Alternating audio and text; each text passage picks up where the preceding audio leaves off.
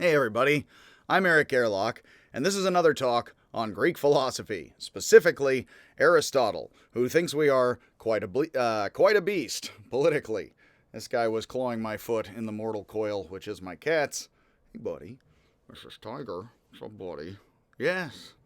Anyway, he's not the star of the entire show here, but he was a claw on my foot, and he's a beast, and ain't we all? So that's appropriate to Aristotle, and a bit inappropriate.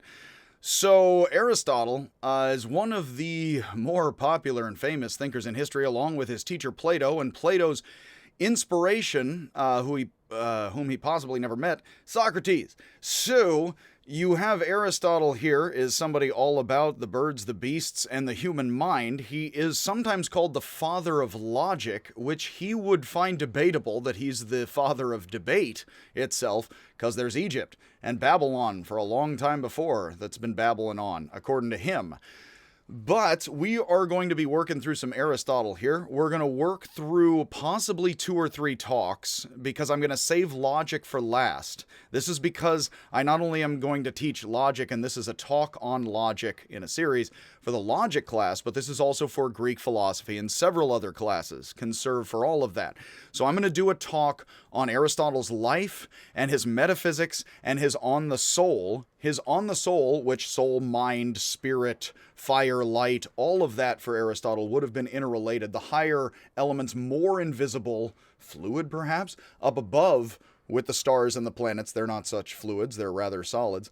But you have the unmoved mover and the moving forces of things down here into the material, along with invisible basketballs, as they say, of Plato pointing up. We just had many talks on Plato. And then Aristotle downward with the metaphysics, palming the ball a la Globetrotters, as it were, for Raphael. That Aristotle is one of the more popular thinkers of human history, and I do a whole lot on logic, and I do love that. And so, Aristotle is a very important thinker to take very carefully. Also, I have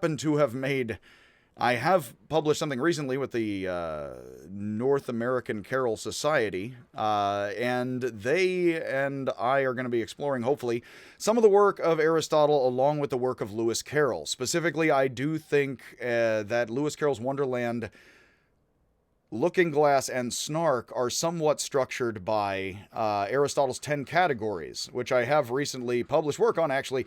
So I'm going to take this slow, and then we're going to get to the logic last, and that's also why. Aristotle's logic and what he believes he can debate is very important. Please also watch my talk, which is all too long. And the student told me, wow, long talks, could you make them a bit shorter, pal? And I was like, yeah, actually, that'd be nice, wouldn't it? There's an all-too-long talk, almost a short movie, of me just ranting about Indian logic, Gautama, as it's both said, the Nyaya school of logic, and how close it is, oddly, to Aristotle in India. With them almost contemporary, perhaps Gautama being earlier, perhaps contemporary, perhaps later. Scholars debate the dates, in fact. But Aristotle and Gautama of India are talking about how we argue things through, how much of our thoughts are words, and how we talk about things and reason back and forth with others. It'd be interesting if we flashed images all the time at each other, and we do online. But think about how much, in spite of how much we are visual creatures, we are also verbal creatures, and how much our inner thoughts are verbalizations. I already mentioned a bit with Heraclitus. I need to do a better video on Heraclitus, honestly, I say. Not only do the ancient Egyptians, I think Harjadef says, speaking is the hardest work there is to do, but speaking has long been understood in the ancient world to be logic, which is thought, and the architecture, one could say, of thought.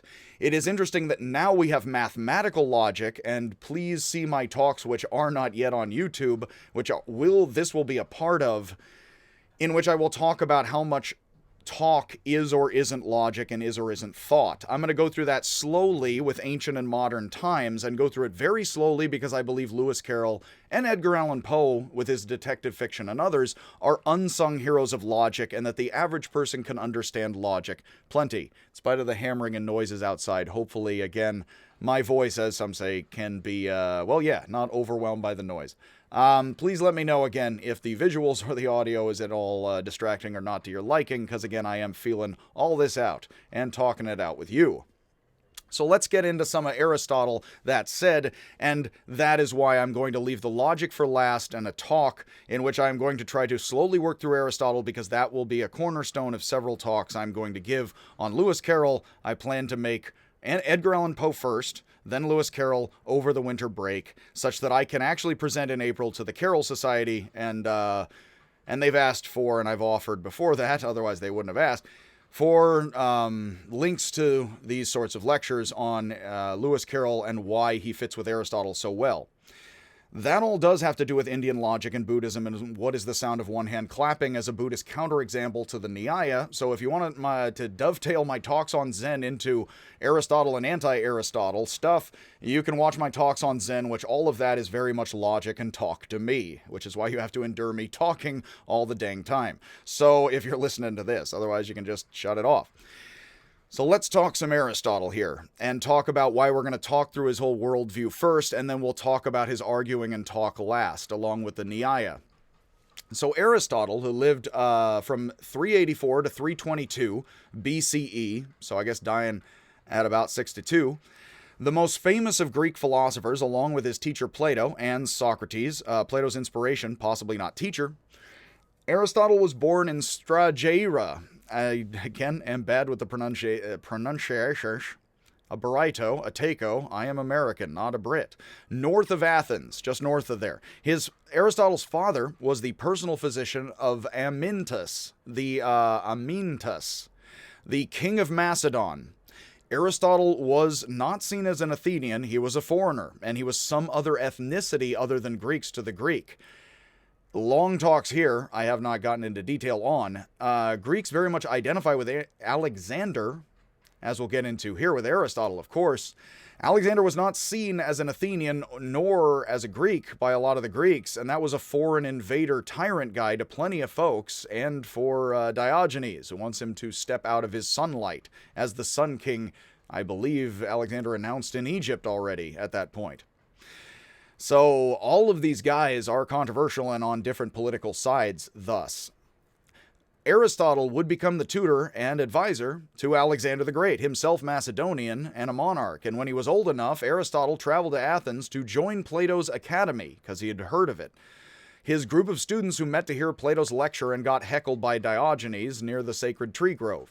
He studied with Plato for 20 years until Plato's death. Tradition has it that the academy was taken over by Plato's nephew Speusippus, if that's right at all, even though Aristotle was more qualified. In fact, well, we don't have much of Speusippus, even though apparently he was more the nihilistic mystic who's like, well, we all just melt into the sunlight Parmenidean style. A bit of a chicken parmesan, chicken Parmenidean for Diogenes. That basically Speusippus and the academy had gotten into, well, you just kind of all just have to kind of be into the sun.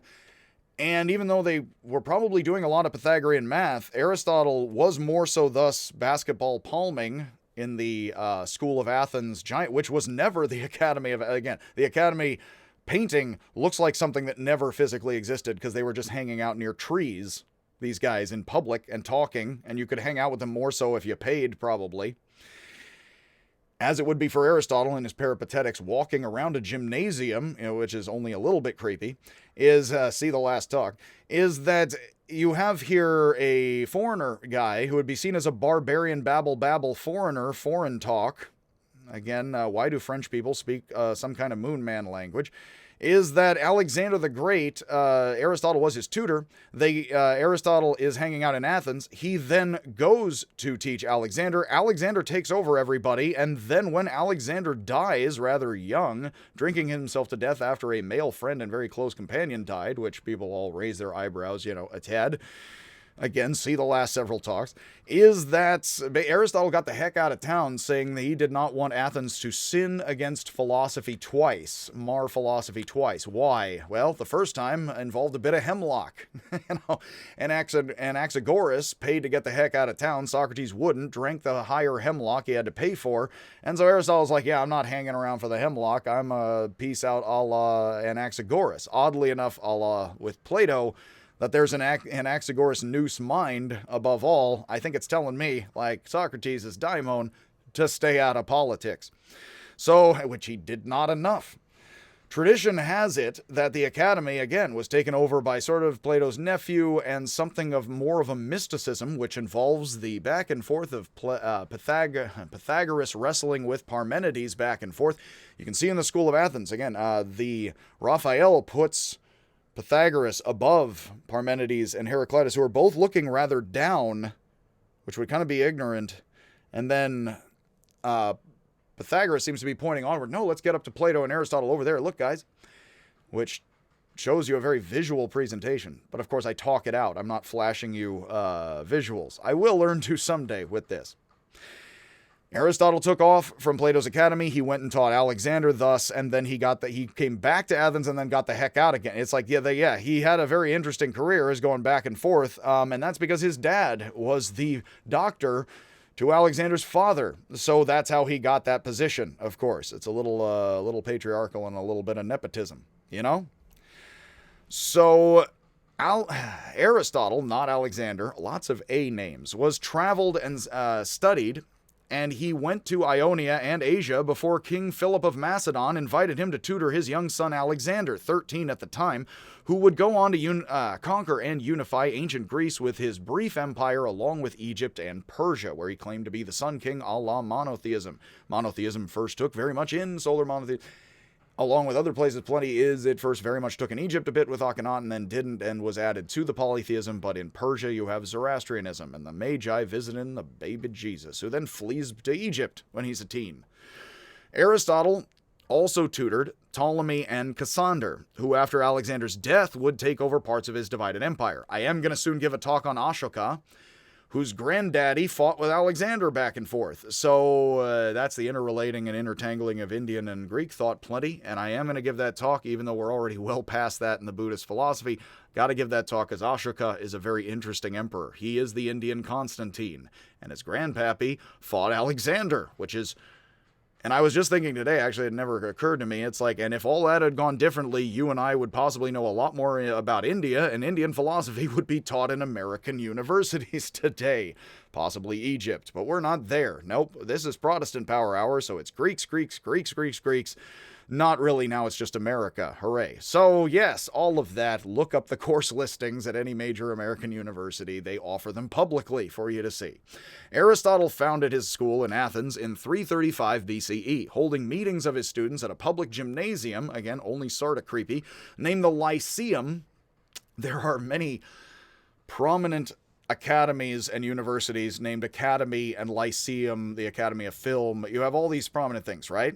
Well, the Academy was originally some tree grove dedicated to Athena, I believe, and Plato hung out there near a park. It actually is sort of a podunk park today. You can go there. I did. And you can walk. It's sort of there, and there was a homeless dude kind of sleeping nearby. Much love and hopefully happiness and life and all of that. But it was a rainy day, and yeah, it's a park in the middle of what is kind of the cuts. Oddly enough, Aristotle's Lyceum is in the nice part of Athens today, and you kind of got to trek through nice area with cool-looking people, but the cuts of Athens in order to get to Plato's Academy, which is a park today. I got pictures. Not so much on the website. Gotta start learning how to integrate the pictures with this stuff. But the Lyceum is actually a public gymnasium that was not named for Aristotle, but it was a public place, decently public. Probably not everybody could get in there. But it was a gymnasium which is specifically named after the form of Apollo in wolf god form.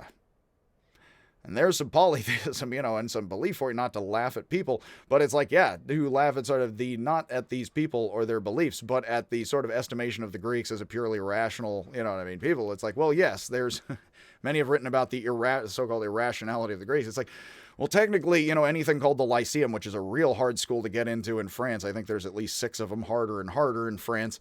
And yeah, for philosophy, and it's like, yeah, that's the wolf god form of a polytheistic god, but the name is nice, especially if, the less we understand it, the fancier the Greco-Latin seems. The farther out we are from it, it would seem. And you got to patent something, so you don't want simple enough words.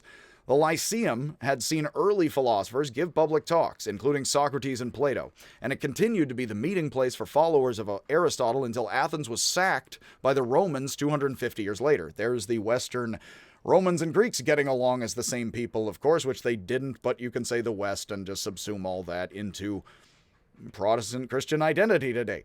The followers of Aristotle became known as the Peripatetics, the walkabouters, as Aristotle enjoyed walking as he lectured, taught, and answered questions. When I do say Protestantism a lot, I am somewhat lapsed half Catholic, and at the same time, you have Protestants talk to Catholics about how much they like Greeks and Romans, and then talk to Protestants about how much they like the Greeks. You know, it's history, of course. And the Germans, they're Protestant enough. In the mornings, he would walk with a select number, Aristotle, not the Germans, of people in ancient Greece. And then he would walk with advanced students in the evening, sort of the grad students. Upanishad means sitting down beside. Here, walking nearby is the grad students, who are the closer bys with the Upanishads of India, the closer students, the few and the proud and the true, and those who walk about with Aristotle in the evening. So he would, and I screwed that up just now, but no editing these videos. What I meant to say just now is that he would walk around with the grad school students in the morning, which actually does make sense because a lot of poorer people and slaves and general people, including possibly a lot of women we don't know, would not be there in the morning for the grad classes because they would have to work or do lots of tasks in the morning.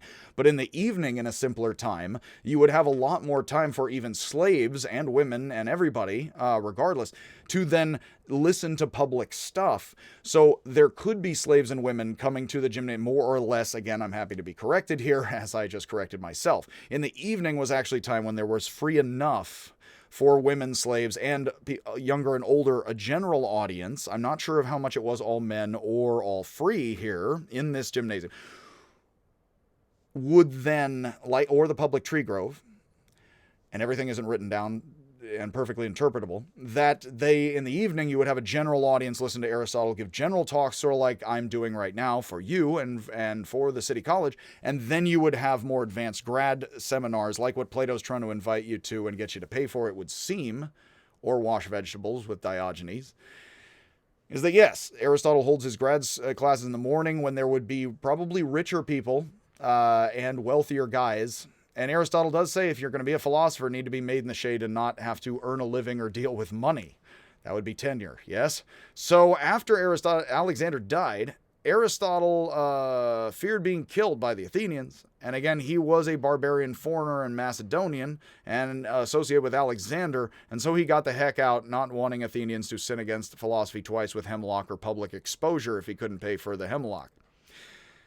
I do like to mention, there is actually a study done by Stanford, across the water from here, that has shown that if and in Berkeley it's customary to refer to as some kind of horse farm, I don't know, a la the rivalries which we do not surmount clearly in athletics entirely, let's just leave that where it lies, is that Stanford did show that if you move around outside, it's better for speculative and open thinking. I like more so skepticism and questioning.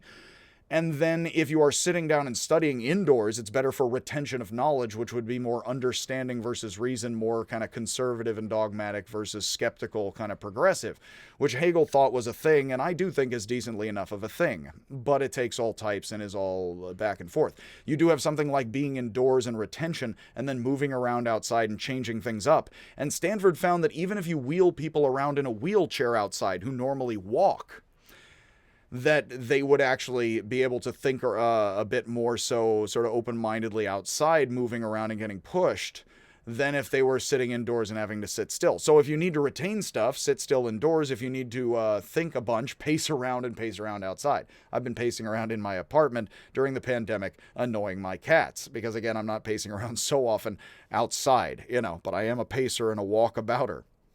I am decently into Heraclitus. Aristotle says skeptics and Heraclitus and relativists are no better than plants, the filth, So I don't like Aristotle entirely, but you cannot get away with understanding Heraclitus or anybody otherwise without understanding a bunch of Aristotle, not just because of counterposition, but because it is through Aristotle and Plato that we get so much of ancient Greek thought, as the two guys who were preserved a lot by the Abrahamic traditions. And as I always like to mention, Buddhism, Christianity, Islam are the largest cultures in human thought. So, Plato and Aristotle are remembered a lot. Heraclitus' work is fragments, in fact. Whether or not you or I like that at all, that is the situation. So, Aristotle like his teacher Plato the Broad, which Plato is either his name or the nickname Broad because he was broad-minded, not the guys and dolls kind of broad, they wrote both on a great number of subjects, and thus we have a lot of philosophers through them. Many of his writings are now lost, and scholars debate which of his works are his own or the notes of his students, in fact. Diogenes Laertius, and I bring this point up all the time, this is partly because I'm not the Aristotelian, and this is a bit of cynicism, and hence the Diogenes, who's not the Platonist, much, but thought he was the Socratesian. Yes. Diogenes Laertius, the Greek and Roman times, the biographer of the philosophers, wrote that he wrote about the work of Aristotle, though he mentions a bunch of works and dialogues, we have none of that, and we actually have works that he does not mention. I believe it's almost everything he mentions we do not have. So are the works of Aristotle the works of Aristotle, or are they student notes? Well, in Chinese thought, if you listen to my Chinese lectures, not in Chinese, but in English, on ancient Chinese thought and concepts, you will hear me say a lot, we don't know, because this is about Confucius and about Chuang-Tzu, and because it's about these guys, we don't know if these are the words of these guys or not, because it's about them, recorded about them. So that would put Aristotle and others. Plato's dialogues seem Plato's, of course, but that would put a lot of philosophers all in the same camp, as well as with the Greeks that Plato and Aristotle tell us about through Plato's dialogues and Aristotle's works, or perhaps his student notes, or perhaps Aristotle's lecture notes, which is what I'm reading to you and then segging off of too often all the time. So we are going to talk here, we're only 20 minutes in, a bit about at least his metaphysics and a bit of what could be called his psychology, but for, of course, ourselves as well, and the ancients, psychology and physics are not entirely removed from each other. That we're going to talk a bit about his metaphysics, his after-physics discussion, and then a bit about his psychology, his on the soul. We're not going to talk much about Aristotle's physics. That is very interesting stuff, but it is sort of proto-science along with ancient world understandings that I try to talk a bit about, but and incorporate, but only insofar as I show how those are structures to the philosophical concepts. A la the Republic, how fire and earth and water should be viewed as parts of then the discussion of the Timaeus and the structure of the Republic. So, we have here the Aristotle's Metaphysics. So in his physics, Aristotle proposed there were 5 elements, the 4 Empedoclesian elements, along with ether, the element that makes the heavenly spheres and bodies of the Pythagoreans. This is not to be confused with Anaximander's apeiron, the infinite out of which all things are composed, but it is a confusing alternate theory of the same stuffs. Beneath the ether, here again is why Plato and Aristotle should not necessarily either be called materialists or immaterialists, because technically, like with void and mind being higher elements for the Nyaya and the earlier Vaisheshika of India, these are not people who are spiritual and anti-material as much as they are people aspiring to the higher of elements and the light and the stars, which then, in the language of world religions, often then in modern times becomes something non-physical and thus metaphysical, as we will talk right here. Higher physics, not non-physics or simply beyond, but minds understand things back and forth, and Aristotle might have both ways, which is why it gets confusing to interpret these works, as it has been interpreting Plato. So, you have that the higher things, the reason the moon and the sun go around and look like they're pure fire and circular is because those are higher, that's ether, and that's like fire, light, higher element. So beneath the ether, under the moon, which travels in the lunar sphere, are fire, which is hot and dry, air, which is hot and wet, water, which is cold and wet, and earth, which is cold and dry. As I've screwed up the notes, I need to fix that there. As things tend to seek their natural places, water tends to move downward, and fire tends to move upward. I do my interpretive stance, which is also a dance, both static and in motion, of that I am fire, I'm trying to go upwards in a teleological, intelligent designed universe. Fire looks triangular, and it's trying to go up back to the stars, doesn't it? And then when we die, we have air that we breathe, and then we stop breathing, and we're hot, and thankfully I'm not too hot during the pandemic, And the heat in our body and the air goes up, and the earth and the water seems to stay and then go downward. It looks like the elements settle out into what we can observe from the body. It definitely looks like that. That's not entirely accidental, as Aristotle might say, that is quite essential to how a lot of the elements work, and they had a simpler understanding of elements up until microscopes could see fire isn't made of little fire particles. Again, for the ancients, they would have thought water is made of little water particles. This is Aristotle right here, and fire is made of little fire particles, perhaps. Aristotle does seem decently in league with atomism and Diogenes. Democritus. One more misspeak. How illogical. That is one of the things. I'm good with faces. I can switch up the names, which is why I have the notes. A la literacy. Yes? Doesn't make us any more rational, though, as you can see. So as things tend to seek their natural places, water tends to move down, fire tends to move up. All of this is Empedocles earlier. Like Plato, his teacher, Aristotle relied on the thinking of many previous philosophers, and he is stacking them all together. Because like any kind of study, he's taken the greats and he's taken the pieces of them and discarding what he doesn't like so much or criticizing it openly and then fitting it all together, which he's doing with Plato, etc. Aristotle argued each and everything is the result of 4 types of cause. The first 2 are the form of the thing and the material of the thing, what a thing is and what it is made of. There's his illustrated, I stole an image from a, I believe, graphic novel here in the notes. I'll take it down if I'm sued, and I probably won't rise to that. That you have here that there is the marble, of course, is the marble of the statue, and then you have the form of the thing is the shape of the statue. The second 2 are the efficient cause from what the thing originates, how it happens and caused, and the final cause, the purpose of a thing, where it terminates. Aristotle, like many of the ancient world, believed in a teleological universe, what many would call and still believe as intelligent design.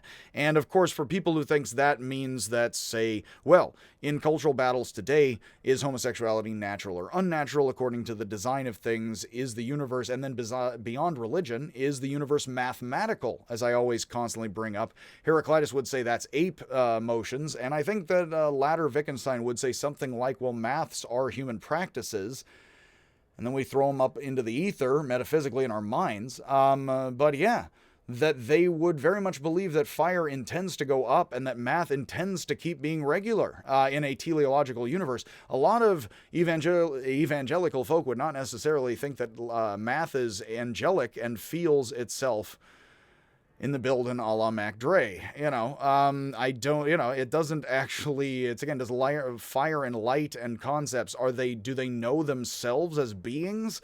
That's more the ancient world that Aristotle's in. This is neither the evangelical nor the modern secular folk. Is more my type, more my folk, is that, yeah, people sort of talk about numbers as real, but they don't talk about them as made of fire and knowing that they are alive or having a vision of things. That's more what the world, the teleological intelligent design that Plato and Aristotle think about, which is old world, old school, old academy, yes, or wolf god. So things are given a form and then they have a final purpose. I went to, a long time ago, and again, I do try to be broad-minded and experienced and talk to anybody and argue with everybody. Everybody likes that, again, see Socrates. That I have gone to in Berkeley. There are massive meetings of evangelical folks who are trying to do Christian apologetics. Like Socrates, it's not an apology sorry for being Christian. It is Christian explaining Christianity to others and trying to be evangelical. So I did go to some of these back in the day. A friend of mine invited me, not trying to totally convert me to this or that, but it's like, hey, I'd be interested in what you have to say. So we did go back and forth, and I did not try to be the biggest jerk or anything like that, and I did not stand up in the meeting or say much of anything. But in going back honestly with people, it is often given, and you can see that evangelicals will say a banana is designed for a human hand. Then people who are into evolution, will say, well, that's monkeys pooping out banana seeds, and then people go round and around. I will leave it right there and not say anything further. Just, is a banana designed for a human? It does want and need and purpose and intelligence in the cosmos make the banana how much shaped like a human hand or not? And how much does agriculture, of course, because I saw an image recently on the Reddits that showed proto-bananas and corn and things like that. And all cows used to have long horns, and we bred them to have short horns. So you think of a short-horned cow now, it's by design, oddly enough. But that's human design, not metaphysical, as far as we know. Unless that leads the cow, a la Anaxagoras. And mind leads breath. We say, hey, cow, that'll do, pig. As illogical as I am. So essentially, you would have all of that. That's more of my random waterfall on intelligent design. So I am not saying that intelligent design is or isn't intelligent. I do think it is very noticeable, and this is all I teach you and the students, is that the old school world did believe more so in intelligent design, and evangelicals very much still believe in that today. And then you and I think about these things and feel about these things. That is the culture we definitely live in.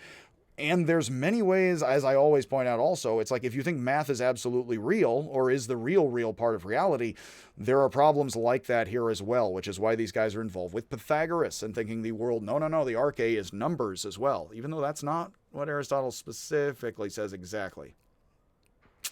So while some have called Aristotle a materialist, and this is all these rantings appropriate in kind of trying to contextualize everything and feel it out, like Plato, he believed that the idea and form of a thing is superior to the crude material. So he is kind of an idealist, and we'll get more into materialism and idealism in modern European thought, because then you actually have idealists being like, it's psychology in your mind, whereas these idealists of the ancient world believe it's above your head.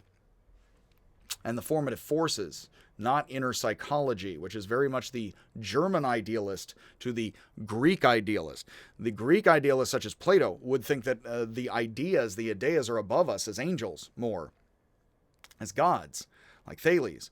The German idealist thinks it's psychology in the mind. That's more modernity, although people talked about it then and now as in the head somewhat. Light, shadows, through your eyes, into the mind. That is the best way of explaining it. And again, if I am taking too long to explain it, this is something to explain and slowly go through, because when you read Aristotle, it can be very easy either to translate the words into more modern speak and miss the ancient context, or to try to put it in an ancient context and miss that this is not just ancient babble, this is still the psychology of modernity when we talk about scientific theory and otherwise. I do assert that religion and science talk all too similarly because they are human minds trying to negotiate with fire and light and communion and community and communal beliefs and whether or not they are accepted and practical and produce crops next week. And all of that is intertwined confusingly together, certainly. Still, in all this time, no matter who you are. So, already talked out the painting and invisible basketballs. This is why Raphael has them together and looking at each other but pointing in different directions. Technically, Plato pointing up and Aristotle palming downward, which is one and many. So, if we could hear Aristotle talk to Plato, he would be telling Plato that material is the body of the form, which is the mind, inferior but also important. And that's where it's expressed, and you can learn about the light, not as a materialist or immaterialist. Like Plato, Aristotle believed that the form or idea of a thing was its higher essence and being. The material out of which it was composed was temporary, less defined and definite as the form. For instance, if we build a building, our idea of the building's form is more durable than the material, no matter how strong, out of which we build the building. It is interesting to think about, especially from a modern context. Is the plan of the building, is the idea of the building more real than the building? Nietzsche definitely would say Plato's kind of a weird, it's kind of as an ancient idealist, is a little nuts for believing in the invisible rather than the material. But here, Nietzsche would appreciate very much the irony, although Kierkegaard possibly a bit more so, much like Nietzsche, is that our ideas kind of more so live forever in the fire and the light. Even if you're a hard, crude materialist about it, it's just, it is the material, and it's not at all, what we sort of hallucinate and see, very Charvaka of India. Paris is an illusion right now to you and I, completely. Whether or not it's been hit by a comet, is that for somehow the idea of the building exists such that you could build it again, or people could be hooked on building it in 1,000 years from now. In a way, it endures more than the building, and yet buildings very much endure. Otherwise, we would not have fixed cultures at all if they just floated away. So oddly, there's an odd circle here where the buildings are really how to have a school or even a place near a tree grove to talk, but at the same time, the ideas of our minds want to live forever and can, unlike the children of our bodies, a la Plato's Parmenides, as I love that line. So metaphysics for Aristotle means after physics. So we just went through a decent amount of Aristotle's physics and almost no words at all, too many of mine. And metaphysics means what we talk about as sort of after physics and with all of that in mind. But the book also comes physically sort of after, either the scroll you read after or the chapter you read after in a more Chinese-style folding in the middle paper book with more wood pulp paper from China to Islam to Europeans. And so you have the beyond physics, above physics, and now people understand so meta bro, which is what I'm going to title this video, is that meta means now above and beyond, and that's what it meant, but technically Aristotle is talking about super physics as in the full physics. He is not meaning meta. He is saying now let's have the after final physics discussion in his words, more so than he means there's a separate subject called metaphysics of the immaterial. And Aristotle is not accused of being an immaterialist or often an idealist, although he is quite like Plato, as many experts have said, and many experts are now critical of experts who spoke as if the two were completely different earlier. Aristotle does not use the term metaphysics, but rather first philosophy to distinguish it from physics, or second philosophy, the study of the forms of the sensible rather than the forms of things. Aristotle was concerned with the superphysical, again, as mentioned. So the unchanging for Plato, again, which is somewhat immaterial, again, and somewhat invisible, but again, it gets weird, and I say somewhat because even though these are Plato's words, it is sort of made out of light, and what is visible other than light? Which again, honestly, is just a weird sort of, one of them loose ends in the text that Derrida would screw around with entirely. To everyone's annoyance, yes? He is French. So today the term is understood as over-physics. Again, something like the super rules. I actually, both analytic philosophy and continental philosophy, major warring camps of modern thought, both have claimed to have gotten over metaphysics, and yet both have deep ideas that are firmly entrenched plenty, and both can accuse the other side of metaphysics, which means following rules rather than sort of open thought. And honestly, I have thoughts about that I'm not going to share with you right now. But both have actually, in words, said we're beyond metaphysics now. We're just either if with analytics scientifically reasoning, or with the French, where we're open reasoning about the narratives and the thoughts and the concepts and the social constructions. But, of course, if everything's a social construction, is that metaphysical? Or if we believe science is objectively valid logically, is that still metaphysics? People can accuse both sides of both, and they do, and they have. So Aristotle begins the metaphysics by reviewing the history of Greek philosophy. This is one of the places we are told about the folks we only have in fragments, and here are some of the fragments found in Aristotle. They're not fragments to him or his students' lectures. They're part of the text, and thus they're fragments of the thinkers when we pull them out of them. So he says the Milesians were the first Greeks to study nature, and the Pythagoreans were the first to excel at mathematics. So he says the first Greeks. For Aristotle, the Eleatics were the first to do pure thought, pushing thought to its most abstract, we could say in other words, which you have in Plato's Parmenides. Again, that could very well be a dialogue Aristotle has almost memorized, and Aristotle also gives credit to Anaxagoras. And so since Anaxagoras talk, I have been mentioning nous, mind, Greek as Greek nous.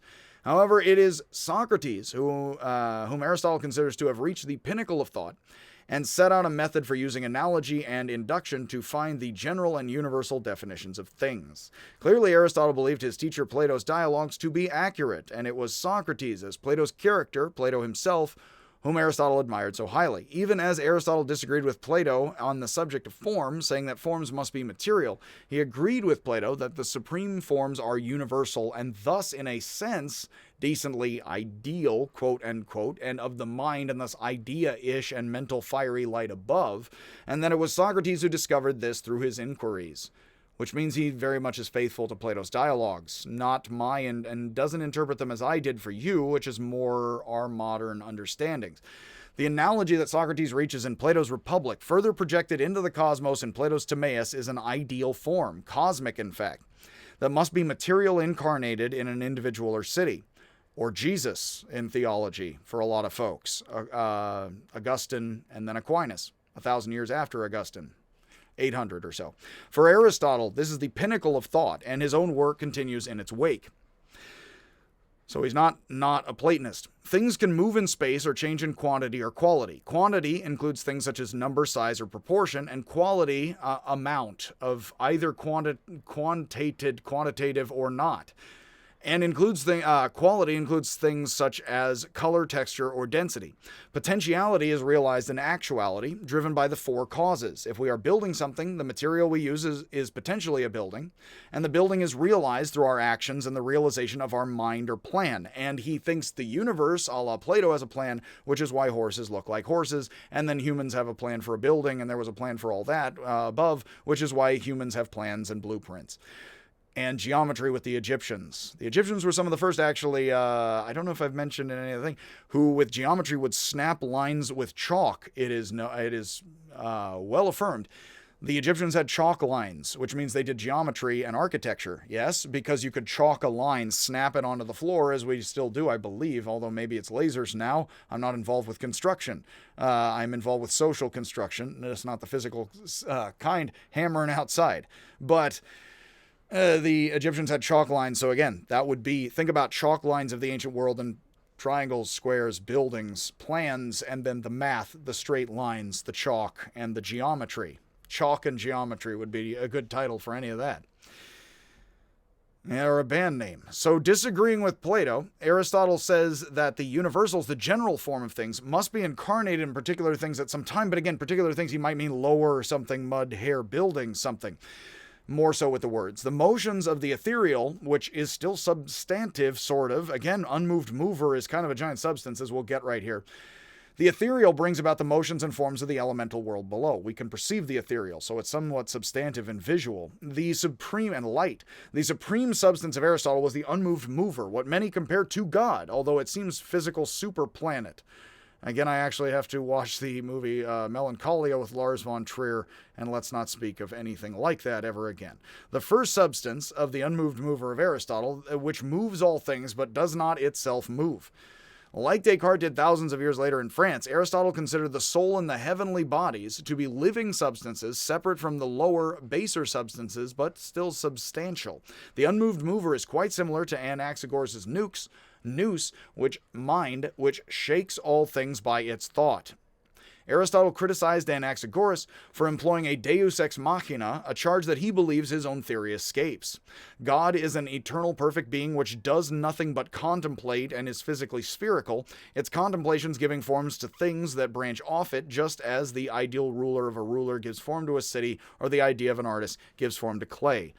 Now, those are controversial words because some would say, this and that about Aristotle and still have. Again, that is my understandings as best as I can, and I do side with these people rather than those people, but do think those are justifiable words.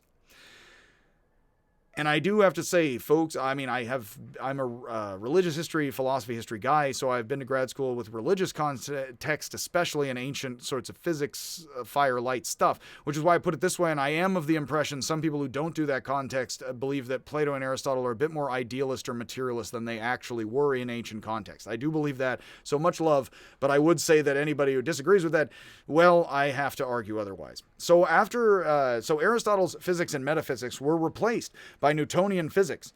Later, though challenged and improved by Islamic philosophers, logicians, and scientists of the Islamic Golden Age earlier, and Aristotle was revered by Muslims who saw him as a patriarch of their own cultural tradition, just as the Europeans do in theirs, often forgetting that Muslims somewhat handed Aristotle increasingly to not Augustine, who is the major Neoplatonist of Christianity, but Aquinas, who is a Neoplatonist.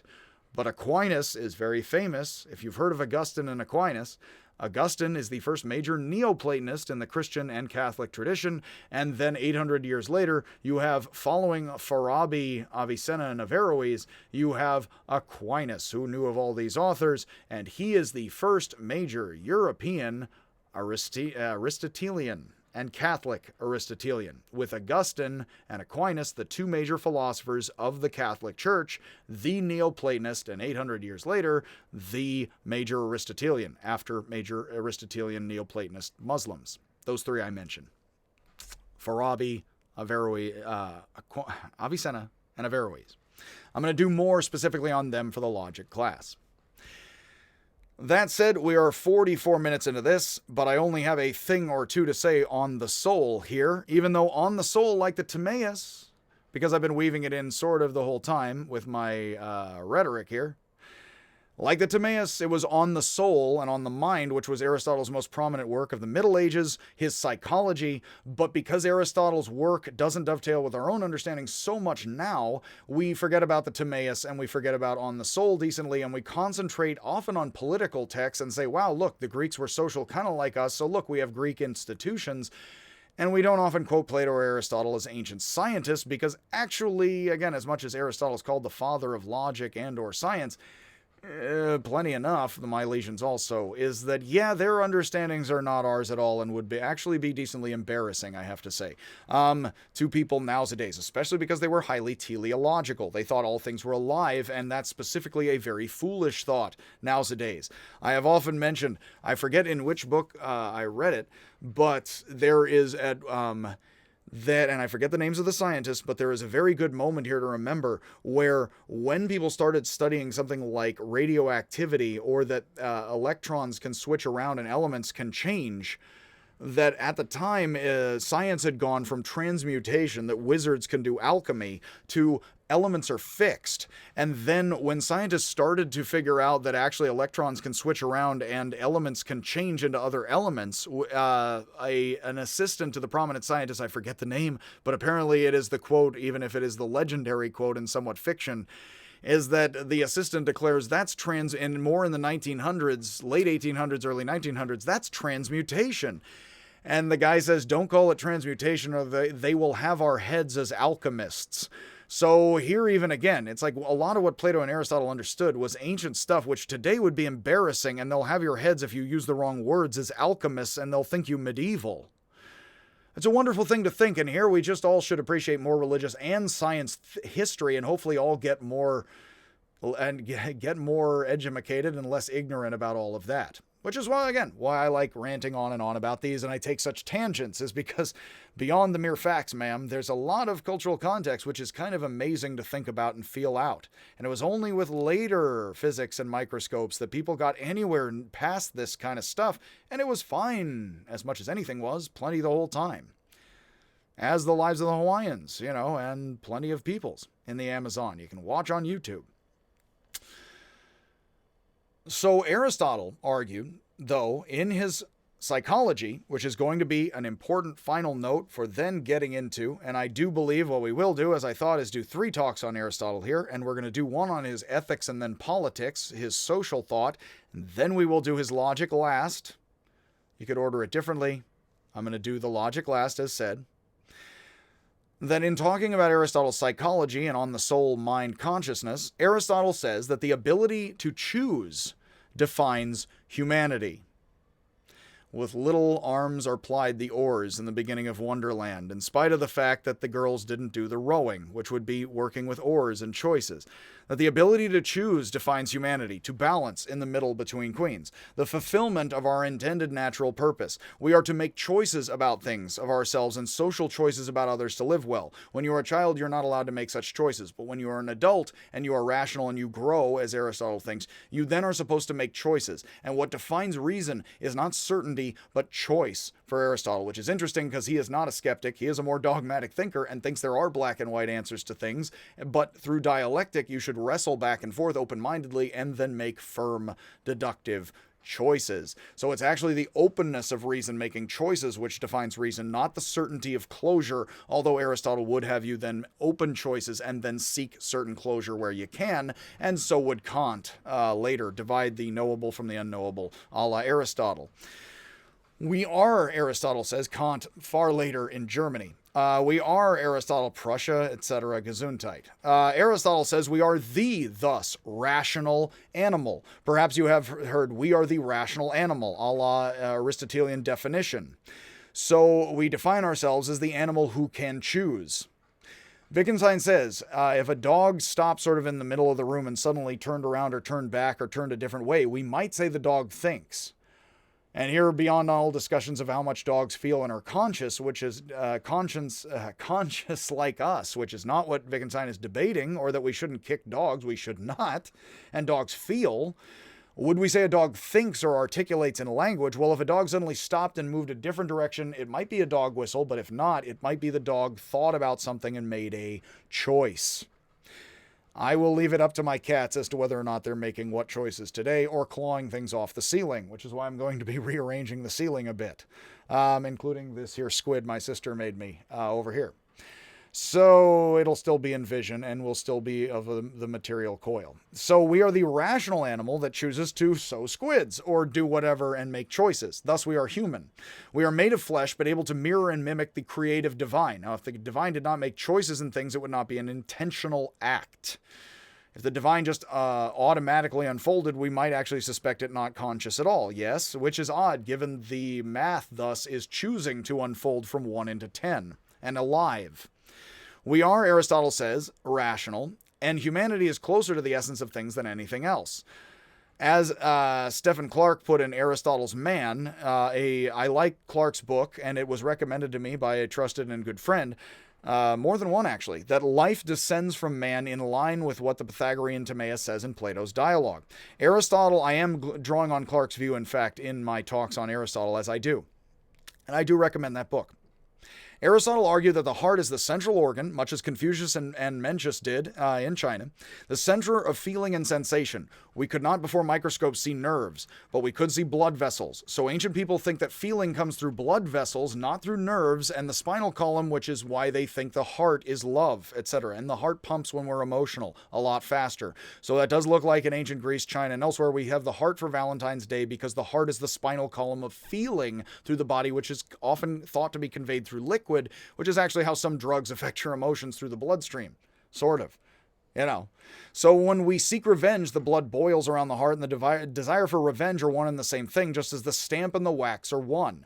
The person who wronged us have stamped their image into our experience in blood, and thus this is why our heart pounds as we fantasize about giving them a piece of our mind, if nothing else. That's the more Aristotelian intelligent design view before microscopes, and and finer visions.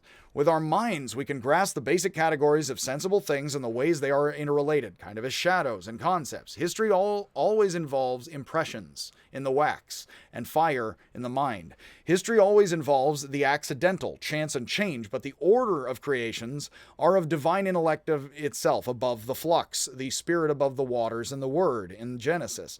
In metaphysics, not that Genesis was written by Aristotelians. It was probably written before Aristotle in a similar ancient world vein. In the Metaphysics, Aristotle wonders why Socrates only argued about ethics and what is good and not about the orders of nature he's more about. As Plato, his teacher, did, we can, as Pythagoras showed with his why, endure and gain immortality, but only as much as we embody the eternal, and only that which lives on, much as Spinoza argued 2,000 years later in Amsterdam. As mentioned in that episode of The Simpsons, when she says some philosophers, Bart, say that you have to earn a soul, which you did last night, I have to say that's usually something like Spinoza or the Pythagorean why. It's more ancient you would earn immortality or just be destroyed and no hell world or eternal for you. That seems to be what Aristotle and Pythagoras more so think. You just get to be more so of an eternal part of the plan of nature itself insofar as you see it and study or have the grad school, and insofar as you don't get to earn and put together a immaterial soul permanently out of fire and light. That is not the doctrinal Christian position as far as I understand, and again, somebody tried to stab Spinoza when he was coming out of the synagogue because of all that. So and assassinate him. One of Aristotle's most influential works for hundreds of years, and Spinoza's 1600s, I believe, or late 15s, is, like Plato's Timaeus, it's again not widely read, his De Anima, all of this. But Aristotle, like the Pythagorean Timaeus of Plato's dialogue, thought that we have three souls, a lower vegetative appetitive, an emotional and sensitive spirit, and a rational mind. The rational mind is the most perfect and highest manifestation of the body. Like Empedocles, Aristotle argued that the mind is impressed by things as a seal is stamped in hot wax, and in this way gains conceptions.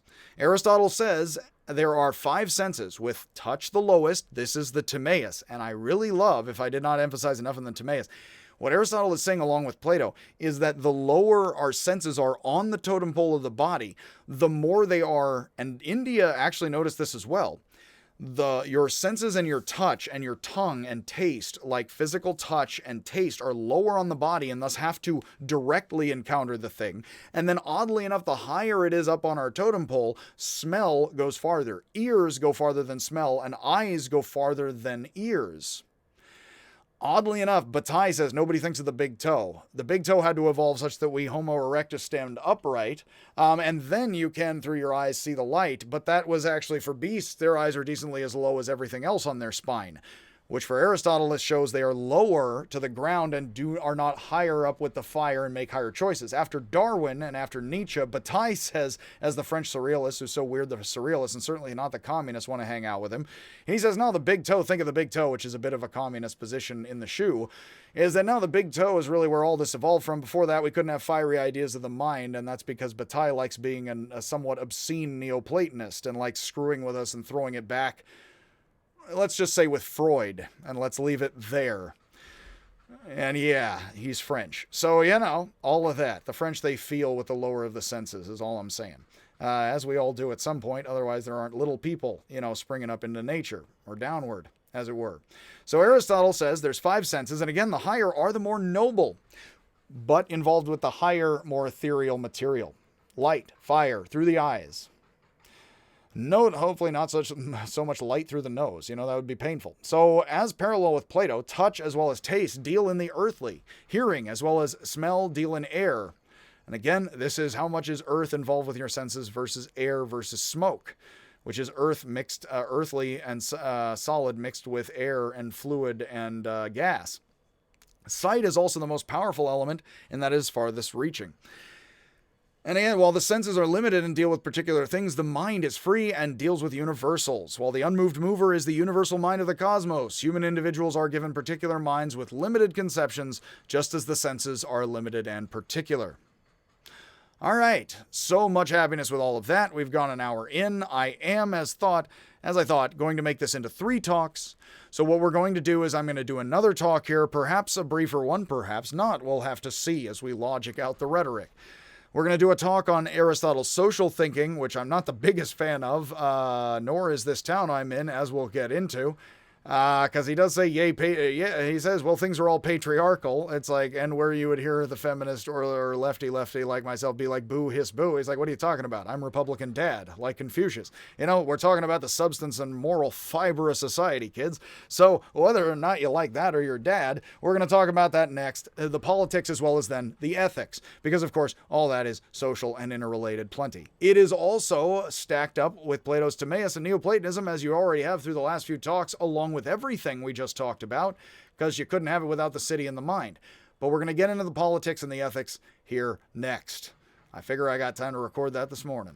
So, again, here in philosophical high noon, along with ancient India, much love, much happiness. Again, go out and pursue the causations of things and try to verbalize about it better than me, and I will see you in the fire and the light.